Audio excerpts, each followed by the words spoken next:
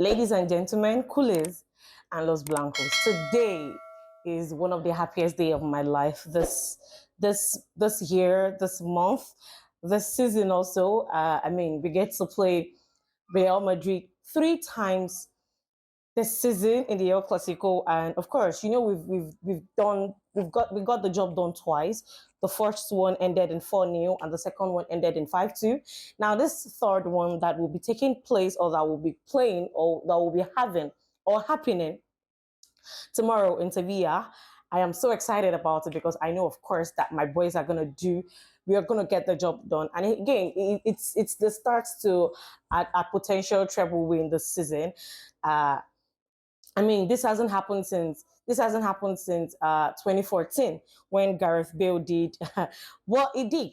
But of course, I am super excited about it. I don't know about you guys. I know a lot of Madrid fans out there are scared. Yes, they have to be scared because you're coming up against Barcelona, and this is Hansi Flick's Barcelona, not the Barcelona that we had during Xavi's regime, not the Barcelona that we've had for the past 3-4 seasons. This is a different Barcelona. So yes, they should be scared. Uh, Okay, I'm here to talk about our possible lineups. I want to talk about our possible lineups and also Real Madrid's possible lineups. But before we get into it, please don't forget to like, share. If you're new to this channel, please don't forget to subscribe and turn on your notification button so you can get to know whenever I post a video. Of course, my name is Adijoke Adibisi. Now let's get into the drama. Now, first off, let me start with Real Madrid. Of course, we all know at this point Real Madrid, as they have no other option but to use Courtois. Courtois is going to man their goalposts for them, and of course, at this point, seeing that Real Madrid is now out of the Champions League, they only have two trophies at hand that they can potentially say they can potentially win, which is the league and of course this Copa del Rey. So I see Carlo Ancelotti using Fede Valverde as his right back. Yeah, Fede Valverde as right back, and of course, Raul Asensio as centre back, and then again Rudiger. We all know there is absolutely no way Rudiger will be benched for anyone. So yeah, Fede Valverde, Raul Asensio, and then Rudiger. Now on the left position, they are stuck with two persons. Kamavinga, who was supposed to play as an active left back, is currently out on injury and is definitely out for the season, which is a huge blow. Both teams, Barcelona and Real Madrid, are both suffering from injuries for players this season, at this period. And it's a very, very critical period for both teams because Real Madrid, who were in a potential race for the treble, no longer can go for the treble, but they still have two leagues, or they still have two trophies that they can gun for, which is the Copa del Rey and of course the league. But Barcelona also, we are down with the injury of Alejandro Balde and Robert Lewandowski. Of course, for Casado too. Yeah, we'll come to that. We're still dealing with we're still dealing with Real Madrid. So, like I said, Kamavinga, who was supposed to play as the left back, is now out on injury. So yeah, Ancelotti is stuck with two players, either to use Fran Garcia or David Alaba. And we've seen David Alaba. We've seen him. We've seen what Bro can do. We've seen how terrible David Alaba is. Defensively, I asked myself a question, against Arsenal. How are you still using David Alaba in big 2025? Now, of course, going to their midfield, Tchouaméni, obviously, I don't think he's gonna start Carlo. Sorry, I don't think he's going to start Luka Modric because I do not see Luka Modric starting because Modric can go up against either Pedri or Frankie. I do not see that happening. He's gonna get cooked. He doesn't have that run to make. So I think he's going to go with Tchouaméni, Ceballos, Bellingham, and of course, and up ahead, none other person than Kylian Mbappe. I don't think it's wise for him to do. Of course, the thing is, Carlo Ancelotti is that coach that you can never predict what he's going to do. But I don't think it is wise for him to start Rodrigo, even though I personally think that it is best if he leaves, Vinicius and Kylian Mbappe on both wings, then maybe start with Hendrick. We've all seen how good Hendrick is. But I mean, of course, judging by the message he sent to Hendrick's mother after the game against Getafe last time, I don't think he's going to want to trust Hendrick enough. So yeah, like I said, Vinicius Junior on the left, Rodrigo on the right, then Kylian Mbappe up ahead. And of course, if if if Carlo Ancelotti is looking to actually create a lot of spaces, if he's looking to actually create, if he's looking to actually defend, if he's looking to actually get a good a good defense in this game. I think he should go for Ardagila. He should definitely go for Ardagila because we also how good Ardagila was in their game against Getafe. For Carlo Ancelotti, I don't think he would trust that man enough. So if he's not using Ardagila, he's likely going to go for Rodrigo or, of course, Luka Modric. But then that is just for Real Madrid. Now let's talk about my boys. For us, like I said, we are done with injuries and we are suffering. Bro, Alejandro Balde's absence in this game is really, really a huge miss for us. A really, really huge miss for us because we've all seen Gerard Martin play in that position. We've all seen how terrible Gerard Martin is, even with the offside trap and everything. And we all know how Gerard Martin, how we all know how Balde is. You know how crucial he is in our squad, especially in that left flank. We all know he gives space for Rafinha to go play in the middle. For him to invert into the middle, and then Balde single-handedly would take care of the left wing and the left back position. The way he tracks back, covers that position while giving Rafinha the freedom to invert into the middle to do whatever thing he has to do. But now with the absence of Balde, we have to settle for Gerard Martin, who we all know is a miss. I know. Hansi Flick is not going to trust Hector Fort enough. He's not going to trust Hector Fort enough for him to start, even if he's going to come on later. But okay, let's pick it from the goalie. Of course, we all know none other person, Chesney. Chesney has been so good for us this season, so good for us this season. And yeah, Ter Stegen is back. According to he's back he's back training with the team. But I don't think it is wise for us to just throw him to mount our goalpost right now. I think the best bet for us is to go with Chesney, who has been there for us this 2025. So yeah, for our goalpost, definitely, obviously, Chesney. And then our right back, we also that Kunde was rested in our last game against Mallorca. And this is the first rest he has had this season. So it was well needed. And I think Kunde coming back as our right back is going to be fully fit to play in that position. So yeah, Kunde in our right back. Of course, our centre backs, I always say this. I do not trust Araujo in our centre backs. I do not trust the pairing of either Araujo and Kubarsi or either Araujo and Inigo Martinez. So for our best bet, especially knowing that we have to keep our high line, especially knowing that our offside trap has to be perfect going into this game, we should have Kubarsi and Inigo Martinez in our centre backs. So Chesney as our goalkeeper, Kunde as a right back, Kubarsi and Inigo Martinez as our centre backs, and of course our left back position is where we have issues. Some people would prefer Hector Fort because we also Hector Fort play against Mallorca. It was really good. But the reason Hector Fort managed to get minutes in that game is obviously because, you can't tell me otherwise. It is definitely because Hansi Flick was resting Gerard Martin. He was resting Gerard Martin ahead of the El Clasico tomorrow. And I sincerely hope this is not going to cost us at all because, bro, we all know Gerard Martin is just not that guy. But then, let's say Gerard Martin comes up in our left back position. But if you ask me, I think we have another versatile player that can actually play in that left back position. Look at Eric Garcia, for instance. Eric Garcia played at the right back position against Mallorca, and he delivered. He delivered. So I don't see anything stopping him from going to play in the left back position because, in my opinion, if Eric Garcia gets to have a chance at the left back position, I am sincerely trusting that he will deliver. I know that Eric Garcia I call Eric Garcia my MTN because that guy is everywhere. That guy can do almost anything. Hansi Flick has used him in several positions this season, and he has really, really delivered for us. So yeah, if you ask me, I'd rather we go for Garcia. I mean, just to explore other ideas, obviously, just to explore other ideas. I'd rather we go for Eric Garcia ahead of Gerard Martin if we're not going to go with Eto'o. But of course, I know Flick is going to use Gerard Martin, and I'm scared because I know that Gerard Martin will get cooked.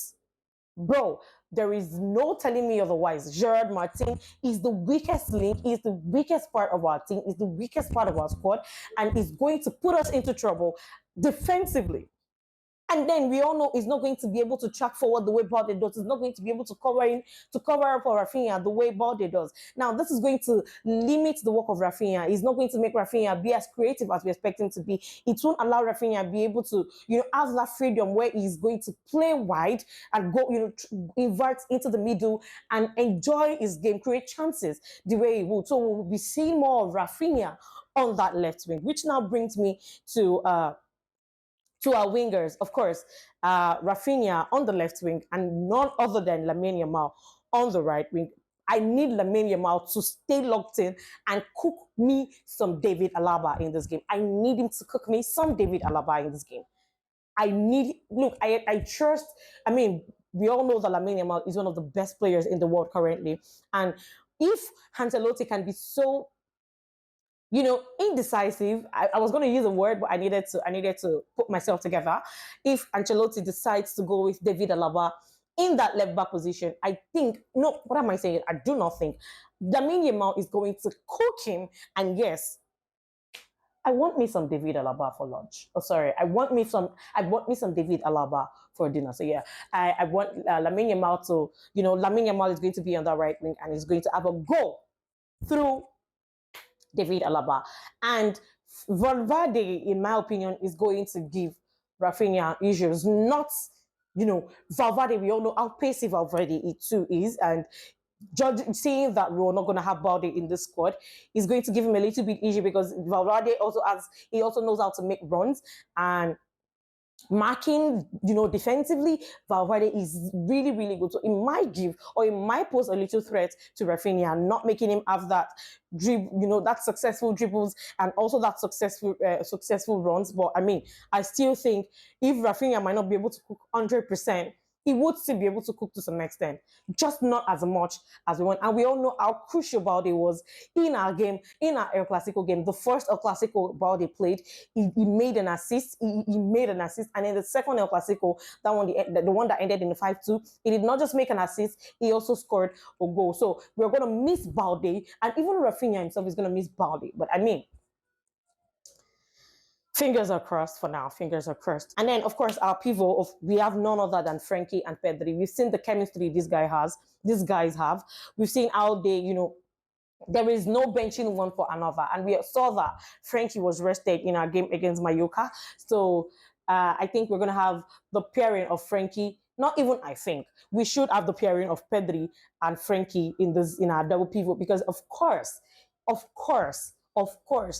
that midfield is like the heart of our game. We need Pedri to win our duels. We need Pedri and Frankie to control the tempo of the game. We need them to, to win back balls, to win back possessions, and distribute adequate passes, line breaking passes to our boys. Like I said, Rafinha is not going to have the chance to track into the midfield or to try to invert into the middle. So we are left with Frankie and Pedri doing that assignment. Now, I think if Carlo Ancelotti wants to be tactically insane in this game, he should give Ceballos and Bellingham the assignment of marking Pedri, of holding on to Pedri, because the moment you hold on to Pedri, the moment you're on Pedri, it tends. We saw how we suffer when we do not play without Pedri. So if like I said, if Carlo Ancelotti wants to be tactically insane, he should put Ceballos and Bellingham. I think Bellingham in this game is going to have a crucial job, tracking forward, tracking back, doing a lot of attacking, and also doing a lot of defending. But if Carlo wants to do it, he should have Bellingham and Ceballos on Pedri. So once you hold on to Pedri, Frankie might not be able to deliver at the level that we expect. Just the same way when Frankie is being held, Pedri might not be able to deliver at the level that we expect, considering the fact that they both have some sort of chemistry that helps the squad. But then, this same Bellingham would have to still go and cover, would have to still go and help David Alaba in the left, on that left wing, in order to avoid Lamine Yamal from cooking him. Of which I say, or I think he has too much on him, and he might not be able to keep up with everything. So yeah, Pedri and Frankie in our double pivot. As much as Bellingham would want to hold on to him, as much as Ceballos or anybody would want to mark Pedri or Frankie de Jong, I still think my boys, Frankie and Pedri, are going to be able to find their way through. Now look at the first game, the first El Clasico that we had far back in October. The first half ended in 0-0, but then Frankie came on and then he changed the game. Frankie came on and the chemistry between him and Pedri was able to help us control the tempo of the game, and we were able to dunk 4 goals on their asses. So yes, I think it's best if we have Frankie.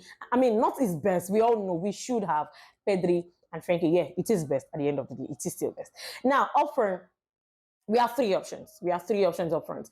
The first option is Gavi. Now, we should use Gavi if we're looking to defend, of which, no, that is not my team. That is not my Barcelona. We are not here. We want to play this ball. We want to teach Real Madrid a lesson. We want to tell them this is how footballing is. This is how football is being played. So I think for now, Gavi is not an option. Now, Fermin is going to be an option if, Fermin makes runs.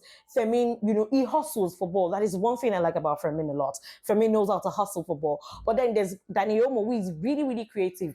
He doesn't just defend. He doesn't just attack. He strikes. He has a good strike. He knows where the back.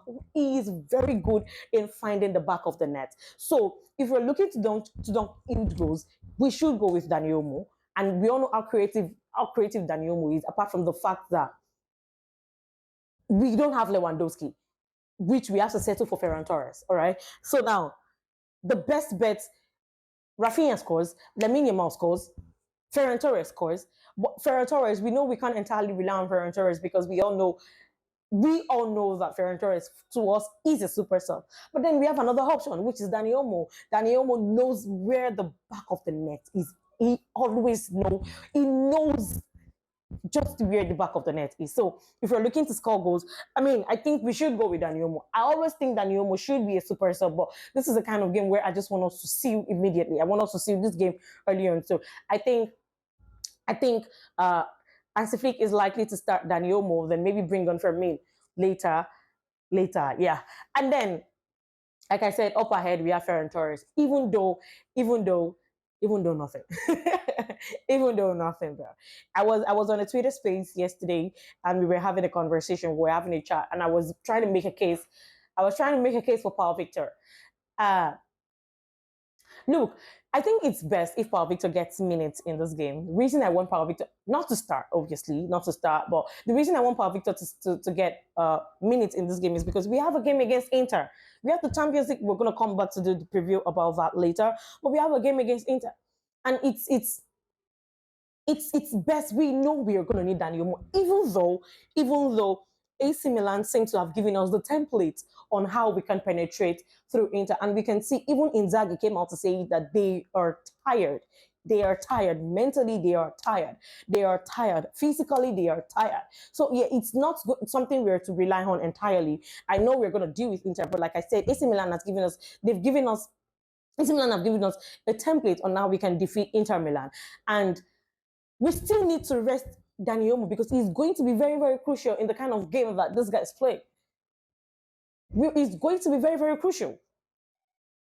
So yeah, like I said, Szczesny as our goalkeeper, Kunde as our right back, Kubarsi and Inigo Martinez as our centre backs, Gerard Martin or Eric Garcia. For me, I don't know, guys. For me, but if you think I'm tripping by mentioning Eric Garcia in the left back position, please let me know in the comment section. Now, Eric Garcia or Gerard Martin in the left back position. Then our double pivot, none other than Pedri, Frankie and Pedri. Then up ahead, Gavi might come on later. Gavi might come on later. Obviously, when Vinny Jr. thinks he wants to start misbehaving, we might need Gavi to come on to keep him in check. Then Dani Olmo up front.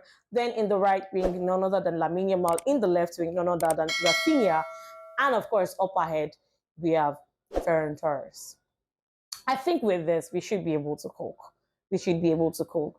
Uh, bro, this is not the kind of game where we this is not the kind of game we can toy with. I said it in one of my videos. I said we are in the crucial part of the season, so we have a lot of decisive games to play. We have a lot of we have a lot of decisive runs to make, and I trust in Anti-Flick, all right? I trust in Anti-Flick, and I appreciate the fact that we have enough players. We have enough players in this squad to make a rotation.